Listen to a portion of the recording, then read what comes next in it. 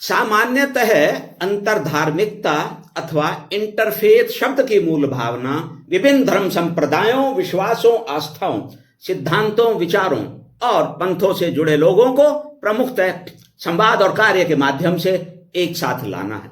वर्तमान में अंतर्धार्मिकता का जो सामान्य विचार है उसका प्रणेता अथवा मूल स्रोत सनातन धर्म के सर्व प्रमुख व्याख्याता ऋग्वेद के मंत्र का वह भाग अथवा अंश है जिसमें कहा गया है एकम सद विप्रा बहुधा वदंती, अर्थात सत्य एक ही है जिसे बुद्धिमान जन विभिन्न नामों से संबोधित करते हैं।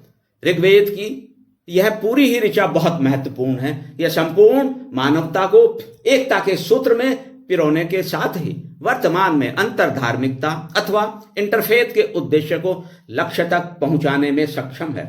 इस पूरी ऋचा में कहा गया है इंद्रम मित्रम वरुणमग्नि माहुरथो दिव्य स सुपर्णो गरुत्तमान एकम सद विप्रा बहुधा वदंती अग्निम यमम मातृश्वान महु, अर्थात वे आदित्य सत्य स्वरूप परम सत्ता को अग्नि, इंद्र, मित्र व वरुण कहते हैं जो दिव्य स्वर्ण पंखों वाला शोभन गति वाला महानतम है। वह एक ही सत्य है जिसे बुद्धिमान जन यम और मातृश्वा जैसे विभिन्न नामों से संबोधित करते हैं। स्पष्ट है कि सत्य एक ही होते हुए भी विभिन्न नामों से संबोधित है।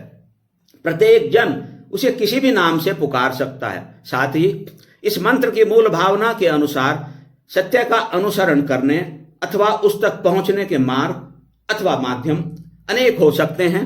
अपनी अनुभूति, विश्वास और विवेक के बल पर कोई भी सत्य के अनुसरण के लिए अपने मार्ग का चयन कर सकता है। वह इस हेतु अपने अनुकूल माध्यम का निर्माण कर सकता है।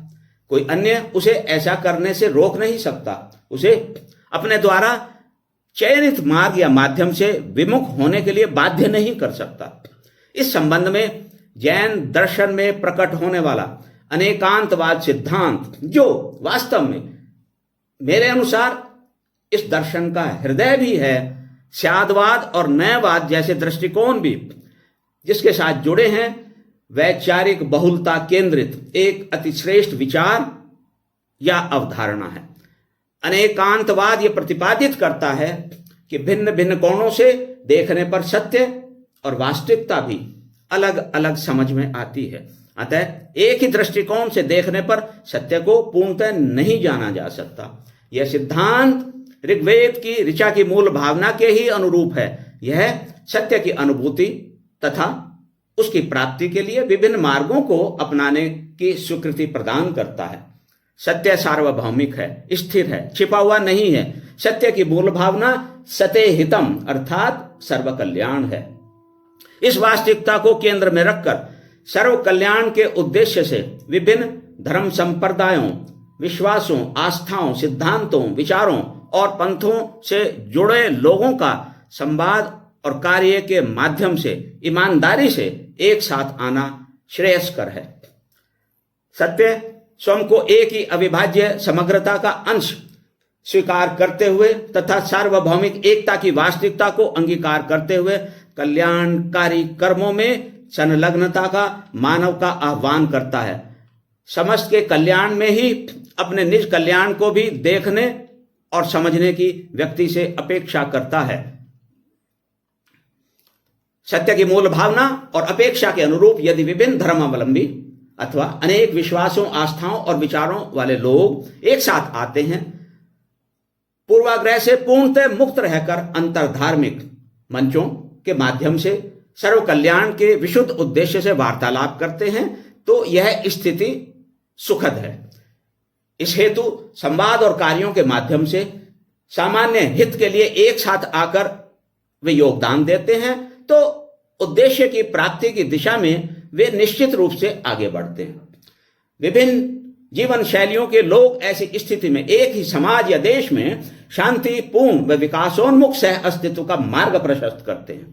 लेकिन यदि अंतर्धार्मिक मंचों पर कोई पक्ष पूर्वाग्रह के साथ जाता है, अपने विश्वास या आस्था को ही सत्य का अंतिम मार्ग स्वीकार करता है और दूसरों की आस्था, विश्वास या मार्ग को असत्यमय वह अपने से हीन मानता है तो वह ईमानदार नहीं है, वह वास्तव में स्वयं सत्य से विमुख है।